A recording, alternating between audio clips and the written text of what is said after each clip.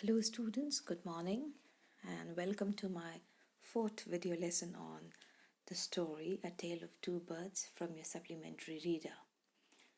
The first question, how did the two baby birds get separated? Yes, the answer is the two baby birds lived in a tall tree with their mother. So one day when a big storm blew, the tall tree came down and the mother bird was killed. The strong wind blew the two baby birds to the two sides of the forest. Thus, they got separated. Question number 2. Where did each of them find a home?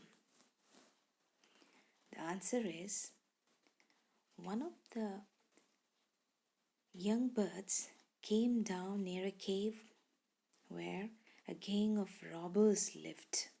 The other bird landed outside the ashram of a rishi at a little distance. And this way, each of them found a home. Question number 3. What did the first bird say to the stranger? Here, the stranger is the king.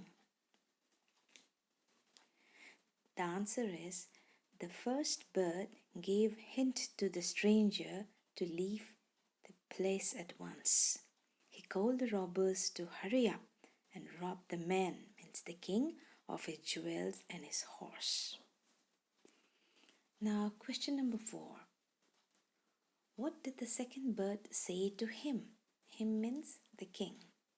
Yes, the answer is the second bird welcomed the king to the ashram. He requested the stranger to drink water, take rest, and make him feel comfortable.